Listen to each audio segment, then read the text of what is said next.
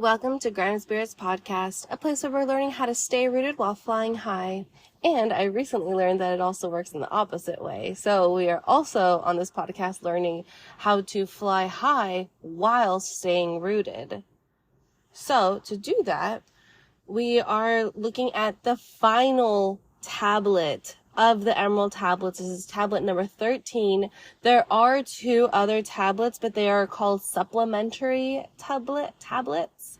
So those, we'll for sure do those next week, or like the next 2 weeks. So we'll do 14 next week and then 15 the following week. But today we are looking at tablet number 13, which is titled The Keys of Life and Death. So let's get into it.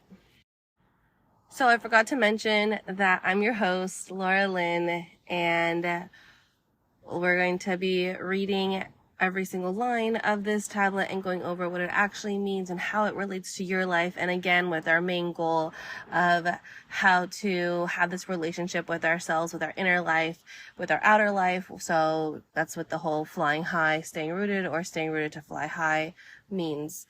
So the first stanza goes, "List ye, O man, hear ye the wisdom." So I feel like it always starts off this way. So it's just Thoth, our author here, telling us to listen to his knowledge. So he repeats it on every single tablet, the first stanza of every single tablet, to let us know that he's not just speaking just to speak. Like, he's saying these things so that we can actually tap into this knowledge, so that we can become self-actualized, so that we can free our soul, so that we can have this flying high, staying rooted, balanced kind of life. "Hear ye the word that shall fill thee with life. Hear ye the word that shall banish the darkness.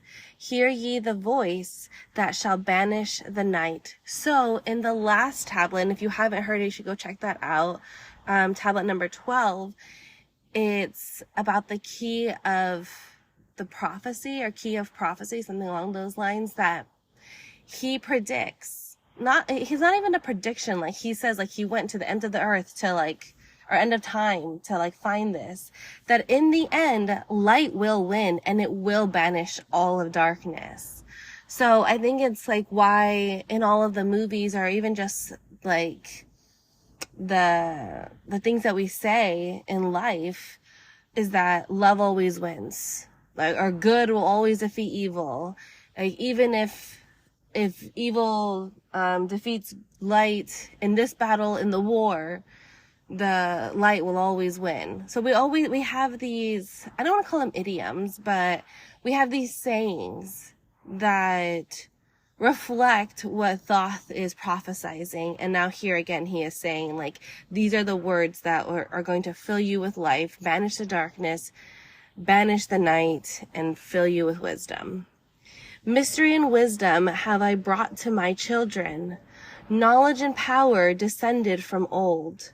Know ye not that all shall be opened, when ye shall find the oneness of all?" So, cutting through this weird English, what he's trying to say here is that not all will be opened when you find that we all are one. So let's break down what that actually means. To not be open, I think what he's trying to say here, it's the whole of like flying high, staying rooted thing, that you can't be fully open when you become one with everything, because then you will lose yourself. So that would be like the flying high part. If you fly high without being rooted, you can get lost in the wind, lost in the light, lost in the mush, lost in all of that. But by staying rooted, and by rooted, it could actually mean like roots, like on a tree, like how people say, like, when you settle down, like, use that terminology. It's because you're no longer trying to go out and find a partner. It's that you found a partner and now you're going to put roots down to build a family. And so that's what he's talking about here. "Know ye not that all shall be opened, when ye shall find the oneness of all?" So it's like, know who you are, know your own values, so that when you do become with one, you can open up yourself to it while still being you. Because I think that right now when I just reread it, it kind of sounded more of like, how do you not know that you will be open once you become one with the all? So it could be in that sense too. But I do think that it's still about knowing who you are, being true to yourself. And by doing that, that is how you are going to become part of the one. In tablet number 12, and ever since I read it, I keep bringing it up, that he literally says it in there that you have a part to play in the cosmos. So you have to be your most authentic true self. And how do you find your most authentic true self? Is by flying high, by trying these new things, by figuring out what is it that you actually need. And not necessarily that you need money or that you need love. We all need those things. But what do you actually need? And this is something that I've been learning this week, ever since the full moon in Capricorn last week. I've been learning that I need an adventure. I need to be able to put myself out there and not know where my day will take me and have fun in that process of not knowing. And that is something that is just crucial to who I am. And it could be because of my Sagittarius moon, 100%, but, it could be anything. So you have to figure out what it is for you. All right, we're on the third stanza now. It says, one shall ye be with the masters of mystery, conquerors of death and masters of life. Aye, ye shall learn in the flower of Amenti, the blossom of life that shines in the halls. In spirit shall ye reach the halls of Amenti, and bring back the wisdom that liveth in light. Know ye the gateway to power is secret. Know ye the gateway to life is through death. Aye, through death, but not as ye know death, but a death that is life, and is a fire, and is light. So what he's saying, I think what he's talking about here is like ego deaths. I personally have had multiple ego deaths, and each one literally feels like if I'm actually physically dying, and then I don't. And then everything's like good again. And I think that's like what he's saying here. It's like not a death like how we know death, but it is like a death of the old self, where you are no longer this person, and it really feels like a physical death. Like I've been sick where I thought that I was gonna die, or I've been super suicidal where I thought I was gonna kill myself because I was just in this deep, deep darkness that I was like, there's no way out of this. And so that's like when I get consumed with these kinds of thoughts.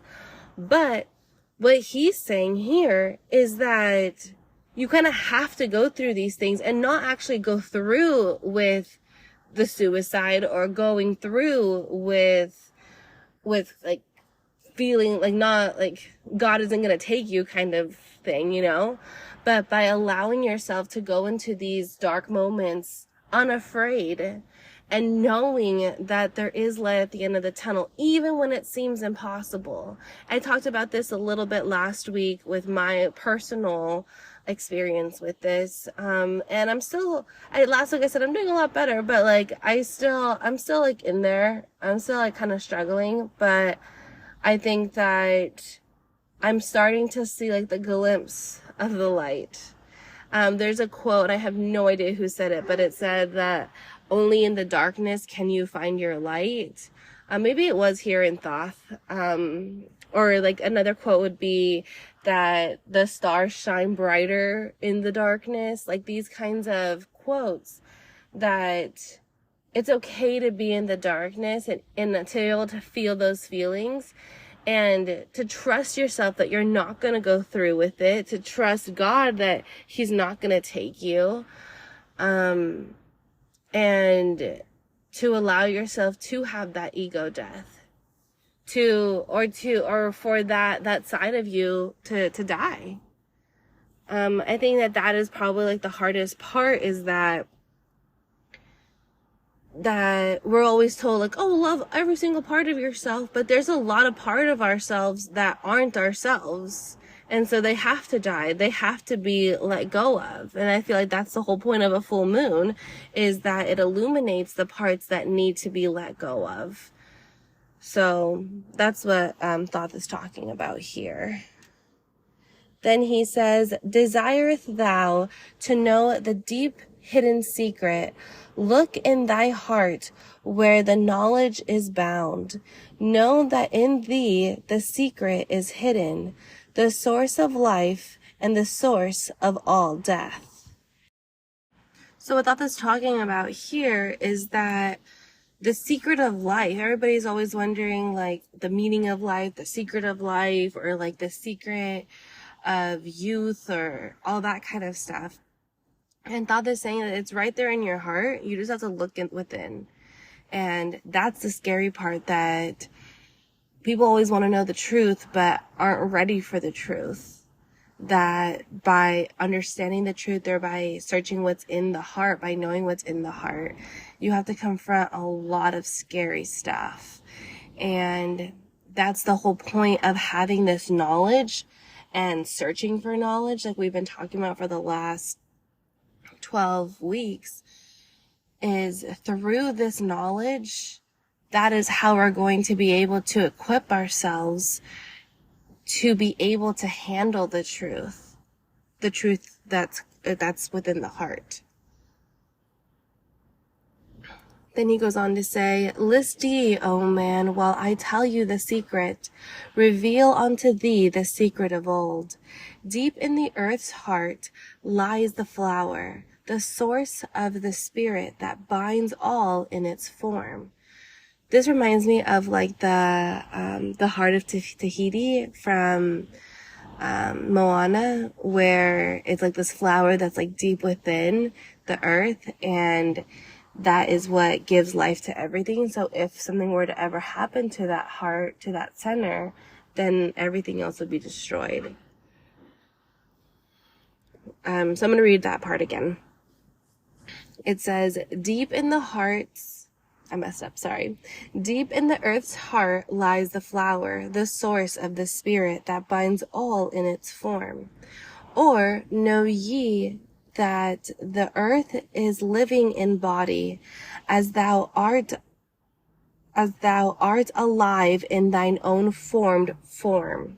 So this is what we were talking about a couple of weeks ago, with being so grounded in who you are that you have form in the formless, so that your soul has form. Because if your soul wasn't inside of this body, it would just get meshed up with everything else. But by knowing who you are, then the soul won't go off into whatever. It'll form its own little barrier. And so that's what he's saying here, is that the earth is alive just like you and me. Its body literally is the earth, like the soil. Isn't that interesting how, like in Spanish, and I think in French as well, that there is no distinction between earth and soil, or earth and ground, or dirt, or any of those kinds of words. I'm sure there must be some kind of distinction, but in Spanish, just tierra. Like if you're talking about the earth, you would say tierra. If you're talking about soil or dirt or ground, you say tierra. And then in French, it'd be terre. Correct me if I'm wrong, please. You can DM me at Grounded Spirits, send me an email, groundedspirits@gmail.com. But I'm pretty sure that I'm right with that it's only in English that we have this distinction. Then he says, the flower of life is as thine own place of spirit, and streams through the earth, as thine flows through thy form, giving of life to the earth and its children, renewing the spirit from form unto form. This is the spirit that is form of thy body, shaping and molding into its form. So what he's talking about here is that our bodies are no different than everything else that is on this earth, that is on this planet, that we are formed by this spirit, by this flower of life. And I've talked about this. I'm trying to think like when I talked about this. I think it was actually even before Plant Magic when we did that series. But what I was talking about is that God is male, and God's counterpart is the Holy Spirit, which is female, and the Holy Spirit is everything else. And so that's why we call Mother Nature she, or we call Earth she, Gaia, it's a she, it's a goddess. And so that's what he's talking about here, that this woman figure, she's the creator, and she's the one that has formed our body and shaped and molded into what we are. It could be because of evolution, right? That our bodies, that we have 5 fingers, that we have opposable thumbs. It could definitely be through evolution, and that was how this spirit, this mother spirit, this flower of life, was able to form and shape us into this form. But it could also be in that we're made in the image of God, like how it says in the Bible. So I think it's not a is this or that. I think it's a both. Now I'm on page 77. And again, if you want to follow along with me, just DM me. It doesn't matter if you're listening to this 5 years from now. DM me and I will send you this PDF for free. Just say like emeralds. I can't talk. I was going to say emerald spirits, but no, emerald tablets. Send me a DM at Grounded Spirits on Instagram, or send me an email, groundedspirits@gmail.com. So top of 77, it says, "Know ye, O man, that thy form is dual, balanced in polarity, well formed in its form. Know that when fast on thee death approaches, it is only because thy balance is shaken. It is only because one pole has been lost." So I think this is his way of sharing how to become immortal. He's saying, as long as you have this balance, you will never die. That's interesting. So it's only people who lose this balance that die? That's interesting to think about. I don't know. But he, throughout all of these tablets, Thoth has repeatedly said that he has chosen to go into the underworld, or chosen, but that he's free to travel wherever he wants to go. And that he could be reincarnated, that he's done a bunch of things, but he's never talked about like having a natural death. So that is interesting. What if he did? What if he is immortal? I don't know. Okay. Know that the secret of life in a mentee is the secret of restoring the balance of poles. All that exists has form and is living because of the spirit of life in its poles. So this is actually really cool, because the poles are this whole flying high, staying grounded part. So the groundedness, actually, let me pull this up, because I actually wrote this all out one day a while ago. But it just made so much sense to me to really figure out, oh my gosh, I turned right to it. So I wrote this, April 1st, 2024. And I wrote that grounded, so if we're looking at grounded spirits, right? Name of the podcast. Grounded means responsibility, accountability, discipline, self-awareness, sustainability, and intention. Whereas spirit means personal power, freedom, liberty, highest self, authenticity, ultimate fulfillment, will, communication. But you can't have these things without this responsibility, without this foundation. And that's why this has been my mindset this entire time, that you need to become grounded in order to become a spirit. or like to be free spirited, because I've always been a free spirit, but it hasn't really served me in the way that I have wanted, because then I'm just like willy-nilly and I just kind of go with the flow too often, that then I kind of lost who I was. And so then in 2020, I had this whole like revival of like, okay, who actually am I? And it actually all came down because of my wedding. Nobody supported my marriage, not my friends, not my family, nobody. And I still went through with it. And that was the first decision that I ever made for me. So after I got married, then I started like wondering and thinking about this more, like, what else is me? Like, what else have I just been so indoctrinated with that I don't even know who I am anymore?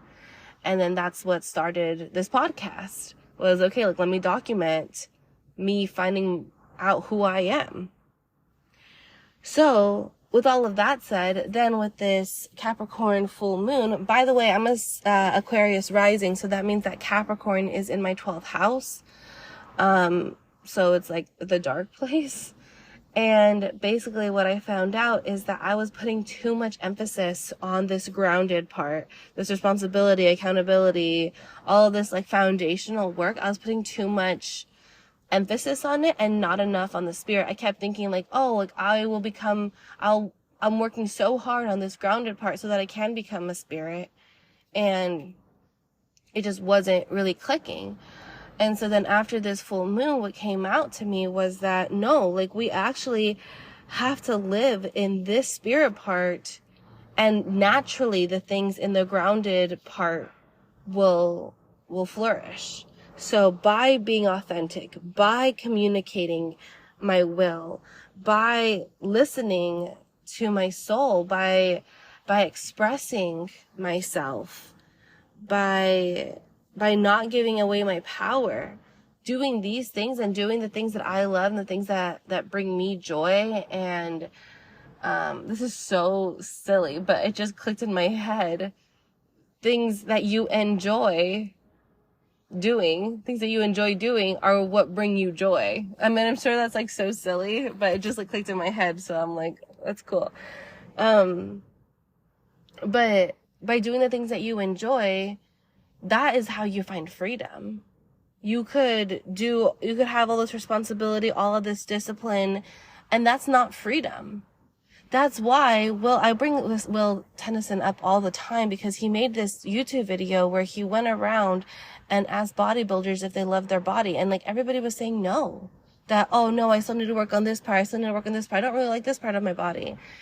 And what's the point of counting calories and being so strict on yourself when you don't even enjoy it? You know, you don't even get to enjoy your body. And that's like the weirdest thing to me too with bodybuilders, is that they have all these muscles, but it's just for show. So that means just ego, where they aren't even strong to be able to, like, I don't know, lift. Like, let's say if you're building a garden or something, I don't know, I'm just making something up, that they can't even like lift up like normal things because like they haven't trained their body to like do normal stuff. Where if you just have fun and do things that bring you joy, your body will just naturally be in the shape that it needs to be. So like that's like my whole world is like being put on its head because of this. But the whole point is that this is what Thoth is talking about. And that's what I was talking about earlier, and with Thoth too, about death, that I was putting so much emphasis on this grounded part that it was literally killing me. And now I'm like how Thoth is saying, restoring the balance of poles by putting on, like, going into the spirit column. So I would urge you to take a look at your schedule, like your things that you do, how much of it is in the grounded column and how much of it is in the spirit column. And are they balanced? Do you do things that you enjoy on a daily basis? Because if the answer is no, then what are you doing? You know? And people are always saying like, oh, well, only the rich can do art. But I don't think that's true. I think that, like, yes, you need to survive. I understand that and all of that, but you can survive doing the things that you love. It's just a matter of not being scared to put yourself out there. How many social media influencers are out there that are making millions of dollars posting dumb videos? You know? And I'm not saying you have to go out and be an influencer. Like, do what you love. Like what Thoth was saying 2 weeks ago. We all have a place in the cosmos. So just do what you love and it will come back to you. Okay. Went a little bit of a side tangent there, but it actually like really does pertain to this. So I'm going to read this part over again when it says, know that the secret of life in a mentee is the secret of restoring the balance of poles. All that exists has form and is living because of the spirit of life in its poles. See ye not that in earth's heart is the balance of all things that exist and have being on its face. The source of thy spirit is drawn from earth's heart, for in thy form thou art one with the earth. So again, it's that we are all so interconnected that we can't even distinguish ourselves from earth because we are living here on this planet and we are part of earth, whether we want to admit it or not. When thou hast learned to hold thine own balance, then shalt thou draw on the balance of earth. And that makes so much sense. We're not balanced as humans, and yet we expect the earth to be balanced. Like, oh, just recycling and like not using plastic straws is going to rebalance the earth. No. The only way to rebalance the earth is by rebalancing ourselves. And again, doing this whole grounded spirit thing, I think that I was trapped in that too. So many of us are trapped in that grounded part where we don't even give ourselves a chance. Like, oh, later we'll be able to be spirits. And by spirits, I mean to be free. So people work 50 years of their life, like, oh, we'll be able to be free once we retire. And then what? You know? Like, why are we waiting to be free? We can be free right now in this moment. Just by doing things that we love.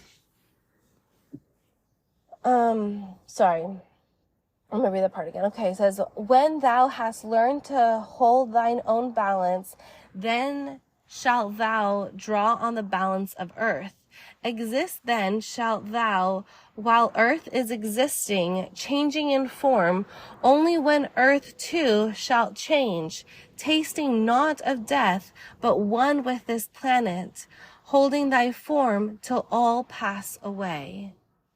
So what he's saying, it's kind of like what I was talking about earlier, like with my ego deaths, that we have so much energy on us that doesn't even belong to us. It could be ancestral trauma or other forms of trauma or anything that we've held on to. A lot of people identify as empaths. And so as an empath, I'm not an empath. Well, it might be, but I've like tuned that out. Being an empath, you hold on and you take on the energy of others. And that's what Thoth is talking about here, that Earth is also doing that. Earth is also an empath that is taking on the pain of others, whether it be of all of us humans or plants or animals or even its sister planets. So we're right smack in the middle between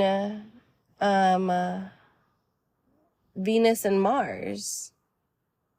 So what does that tell us? Venus is about love and Mars is about war. And so we're in this perpetual, what's it called? I'm doing it like pendulum. There we go. I'm like swaying back and forth. I'm like, what am I trying to say? A pendulum between love and war. And it could be like on the broader scale of love and war when it comes to history or to literature or to like on the grander scale, but it's also within yourself. You're in this perpetual pendulum between loving yourself and hating yourself. And Thoth is telling us that we just have to hold on to who we truly are. And how do you know who you truly are? By doing the things that you love. And the rest of it will be taken care of. Just do the things that you love. That's it. And you won't have to worry about the love and the hate and like healing and all that kind of stuff. Like, we're done. We're done working hard. We're done sacrificing. We're done with all of that. We are just here to have fun. And then the thing is that, like, I hear like the little critic in my head right now. Oh, but how can you have fun all the time? That's so irresponsible. But it's not. How is it irresponsible to do what you were meant to do on this planet? That's not irresponsible. It's irresponsible not to do that. It's irresponsible to make yourself suffer for no reason. What are you suffering for? Because we're told that if you suffer long enough, then you're worthy to be happy? No. There's no point to suffering. There's no point to sacrifice. Just like with the Aztecs and the Druids that would sacrifice actual human beings. And then came Christianity, and who are the most, or Catholicism, who are the most Catholic groups? The Irish and the Mexicans. And I read this great paper by Elisa Karam. She presented it at the University of Chicago. It was a conference there. And basically she said that she was talking about the Druids, not about the Mesoamericans, but with the Druids that St. Patrick came and was like, hey, like, why are you guys killing people? Like, you can just, like, Jesus already sacrificed himself. Just follow Jesus. And then it all kind of went from there. But the point that I'm trying to make here is that there's no point of sacrificing. There's no point of suffering. There's no point of any of it. Just have fun. And the thing I think that when people conflate like the irresponsibility with fun, I think it's like when people give into peer pressure and like just drink and party, and that's what is quote unquote fun. But then that's still not doing what you want to do. That's still not, if you're doing it because of other people or because, like, you know, like that's the whole point that Thoth is talking about. Like, we have to look within our hearts to see what's actually fun for us, because what's fun for us may not be fun for the next person. Like, I love museums. I could be in a museum all day and have so much fun. Whereas my husband, he would probably fall asleep out of boredom. You know, for him, he could cook all day long, and that would be so fun for him. And that would not be fun for me at all. Well, it'd be kind of fun. I like cooking sometimes. But he actually like does it like with a passion, where I'm just like, meh. So, anyway, find out what's fun for you is the point. Okay. Oh, this is the whole point though. So the earth is like holding on to all this other energy, just like with the empath, all that kind of stuff. So what he's saying, what Thoth is saying here is that by being who you truly are, then you give the planet the opportunity to be who she truly is. So then when everything else is passing away with all those ego deaths that I was talking about earlier, all the things that aren't us, then that is how we will like solve everything basically. Okay. List ye, O man, whilst I give the secret, so that ye too shall taste not of change. 1 hour each day shalt thou lie with thine head pointed to the place of the positive pole. So that's north. 1 hour each day shalt thy head be pointed to the place of the negative pole, south. Whilst thy head is placed to the northward, hold thou thy consciousness from the chest to the head. And when thy head is placed southward, Hold thy thought from chest to feet. Hold thou in balance one in each seven. One in each seven. Sorry, I was thinking out loud here that in each seven, is he talking about the seven lords, like from the different times? Or is he talking about like the seven chakras? Let's continue reading. It says, and thy balance will retain the whole of its strength. Aye, if thou be old, thy body will freshen, and thy strength will become as a youth's. This is the secret known to the masters, by which they hold off the fingers of death. Neglect not to follow the path I have shown, for when thou hast passed beyond years to 100, to neglect, it will mean the coming of death. So he's saying basically this is like the key to immortality. You do 1 hour with your head facing north, and then you only focus on the upper chakras. So the crown, the third eye, the throat, and the heart. And then you do 1 hour facing south, where you focus on the root, the sacral, the solar plexus, and the heart again. Well, he does say like chest to head and then chest to feet. So yeah, I think the heart is necessary for both of them, because it's like what bridges everything together. And he's saying like if you were old, then this is what will revive you. And if you stop doing this, and that is how you know that death will be coming. All right, we're on page 78. Hear ye my words and follow the pathway. Keep thou thy balance and live on in life. Hear ye, O man, and list to my voice. List to the wisdom that gives thee of death. When at the end of thy work appointed, thou may desire to pass from this life, pass to the plain where the sons of the morning live and have being as children of light. Pass without pain and pass without sorrow into the plain where is light eternal. I messed that up. It says, where is eternal light. I don't know why my brain like switches things up. What did I want to say about this? Oh, okay. So basically he's saying by like doing this secret thing, then you kind of get to choose when you want to die. So like when you're done with it, then you could just be like, okay, I'm peacing out. And then he says it'll be like without pain, without sorrow, without anything. First lie at rest with thine head to the eastward.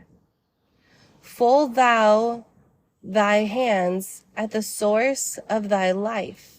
Solar plexus, it says in parentheses. Interesting. So this part is confusing. I guess I'll keep reading, but I don't know if this is what he's saying, like we need to do this with the north and south, or if he's saying like once you're ready to die, then this is what you do. So we'll keep reading. It says, place thou thy consciousness in the life seat. Whirl it and divide to north and to south. Send thou the one out toward the northward. Send thou the other out to the south. Relax thou their hold upon thy being. Forth from thy form will thy silver spark fly. Upward and onward to the sun of the morning, blending with light at one with its source.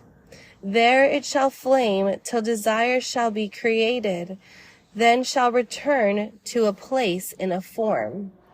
Know ye, O man, that thus passed the great souls, changing at will from life unto life. Thus ever passes the avatar, willing his death as he wills his own life. List ye, O man, drink of my wisdom, learn ye the secret that is master of time. Learn ye how those ye call masters are able to remember the lives of the past. Great is the secret, yet easy to master, giving to thee the mastery of time. When upon thee death fast approaches, fear not, but know ye are master of death. Relax thy body, resist not with tension, place thy heart with flame of thy soul. Swiftly then sweep it to the sea of the triangle. Hold for a moment, then move to the goal. Okay, so I'm thinking that he's talking about the ego deaths that we were talking about earlier. So he's like, go to do the north and south for sure. Then when you do the east and you're separating your energy between the north and the south, anything that's left over will dissipate. And that's like where the death part is coming. So he's like, don't be afraid of anything because you are the master of death. Like, you're going to be fine. Just let's let go of the things that you need to let go of.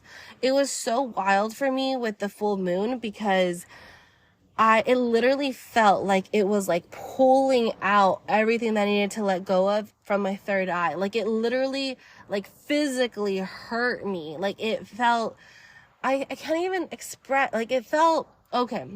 It felt like if the moonlight was taking out a sword that was in my third eye.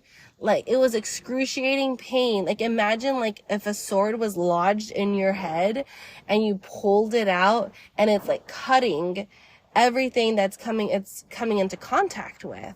That's literally what it felt like. It hurt so bad, but since then I have felt a lot better. Okay, so we're not done. So I was just like trying to figure out like what he was talking about, and I think I did. So let's keep going. So let me just like repeat for a second. So he's talking about so we go north. So we do an hour each day where we go north. Then we do an hour each day where we go south. North, we're doing it from our crown chakra it says from the chest to the head. So from the heart chakra to the crown chakra. And then, for the south, it is from the heart chakra to the, root chakra.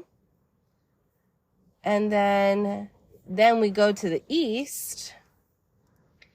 And when we do the east, we fold our hands at the source of thy life. So the solar plexus. So we put it around your belly.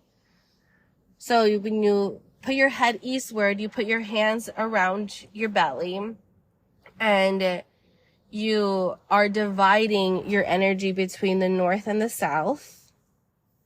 And you send some of your energy to the north, some of the energy to the south, and just relax while you're doing it. Then forth from they form, there'll be a silver spark fly upward and onward to the sun. So then that's how you get like your life source renewed. So if you're feeling low on energy, maybe this would be a good one to do. Then it says, there it shall flame till desire shall be created, then shall return to a place in a form. Know ye, we read all this part. Okay. Then it says, let's hold for a moment, then move to the goal. This, thy goal, is a place between thine eyebrows. Okay, so the goal that he's talking about is the third eye. So he's saying, so now we're moving to the third eye. That's kind of interesting too, because the solar plexus, so it's like the root and sacral are the two, and then so we're only focusing on the middle. So we do the heart one because it's with both sides. Then the solar plexus, you have two below, and then the next is the heart. Oh, well, we skipped the throat. Interesting. So never mind. I thought it was going to be the same on both sides, like, again, with the balancing, but it's not, because the third eye is right in the middle between the crown and the throat. Okay, let me just read. This thy goal is the place between thine eyebrows, the place where the memory of life must hold sway. Hold thou thy flame here in thy brain seat, until the fingers of death grasp thy soul. Then thou pass through the state of transition. Surely the memories of life shall pass too. Then shall the past be as one with the present.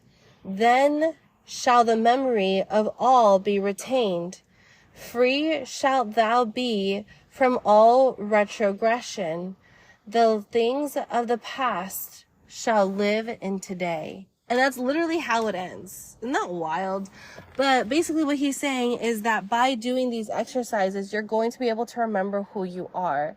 So that's what a lot of people, like spiritual leaders, will say that too. Like you have to uncover, you have to heal, you have to uncover all of this trauma so that you can remember who you are. I even had somebody on this podcast on Grounded Spirits who said that she calls herself an archaeologist because she, under her clients, she's like brushing away all of this dirt, all of this like bad stuff. Not bad stuff, but yeah, bad stuff. I don't know how else to put it. Things that aren't them.